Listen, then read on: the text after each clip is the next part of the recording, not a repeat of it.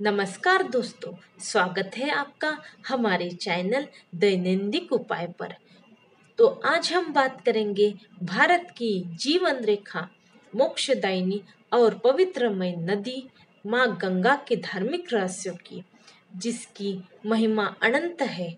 Video को अंत तक जरूर देखें, क्योंकि इसमें आप जानेंगे माँ गंगा से जुड़ी कहानियाँ, शास्त्रों में उनका उल्लेख और गंगा जल की दिव्यता के पीछे का गूढ़ रहस्य।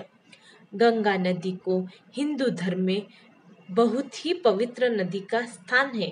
गंगा कोई साधारण नदी नहीं है, वे देवी का स्वरूप है। गंगा नदी में स्नान करने से जन्म जन्मांतर के पाप नष्ट हो जाते हैं। गंगा जल को अमृत माना जाता है। यह जल कभी भी सड़ता नहीं है।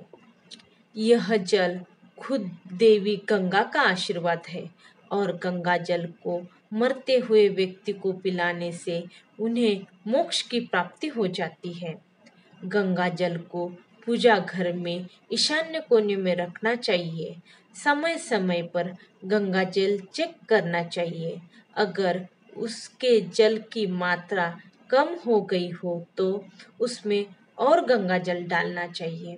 हमारे हिंदू धर्म में भगवान की पूजा अर्चना के लिए हम गंगा जल का उपयोग करते हैं। हमारे हिंदू धर्म में अगर कोई व्यक्ति तीर्थ स्थल पर जाता है, जैसे कि प्रयागराज, ऋषिकेश, हरिद्वार, तो हम उनको बोलते हैं कि हमारे लिए कुछ भी नहीं लाया तो चलेगा, मगर गंगा जल जरूर लाना। गंगा जल को हमेशा गंगा जली में ही रखना चाहिए। गंगा जल को चांदी की गंगा जली में रखना बहुत ही शुभकारी होता है। अगर आपके पास चांदी की गंगा जली नहीं है तो आप पीतल या फिर तांबे की गंगा जली में जल भर के रख सकते हैं। गंगा जल को हमेशा ढककर ही रखना चाहिए। प्लास्टिक की बोतल में गंगा जल रखना शुभ नहीं है। आज हम हमारे चैनल के माध्यम से माता गंगा स्वर्ग से धरती पर कैसे आई यह बताना चाहते हैं। हमारे पुराणों में बताया गया है कि राजा सागर के 60,000 पुत्रों की आत्मा को मुक्ति दिलाने के लिए उनके ही वंशज राजा भगीरथ ने कठोर तपस्या की। राजा भगीरथ भगवान राम के ही वंशज है। राजा भगीरथ ने ब्रह्मा जी से गंगा माता को पृथ्वी पर आने का वरदान मांगा, लेकिन गंगा इतनी वेगवान थी कि उनका सीधा पृथ्वी पर गिरना विनाश ला सकता था। फिर भगीरथ जी ने शिव जी की आराधना की। माना जाता है कि माँ गंगा को उनकी वेग का अभिमान था। उनको लगता था कि उनका वेग कोई सहन ही नहीं कर सकता। तो उनका अभिमान दूर करने के लिए जैसे ही माँ गंगा स्वर्ग से धरती पर उतरी, तो भगवान शिव जी ने उन्हें अपने जटाओं में बांध लिया। जैसे ही भगवान शिव ने उन्हें अपने जटाओं में बांधा, तो माँ गंगा ने उनसे माफ़ी मांगी। भगवान शिव ने उन्हें माफ़ कर दिया और उन्हें अपने जटाओं से मुक्त कर दिया।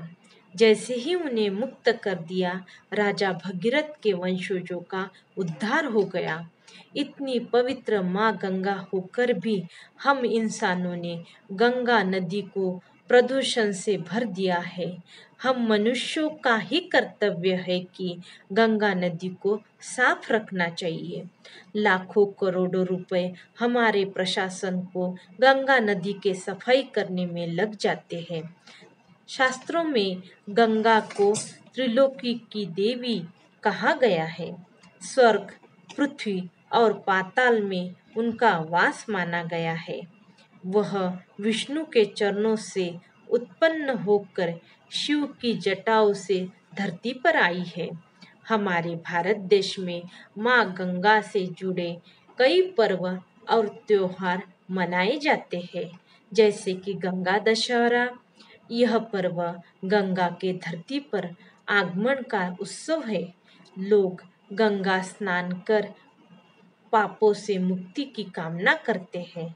कुंभ मेला हर 12 साल में आता है, जहाँ करोड़ों श्रद्धालु गंगा तट पर स्नान करते हैं। ये विश्व का सबसे बड़ा धार्मिक मेला है। ऐसे कहा जाता है कि मंदिर में गंगा जल देने से पूर्वजों और देवी देवताओं का आशीर्वाद मिलता है। गंगा जल से किए गए अभिषेक का सेवन करने से बड़ी से बड़ी विपत्ति टल जाती है। तो दोस्तों, ये थी गंगा माँ की धार्मिक और आध्यात्मिक यात्रा।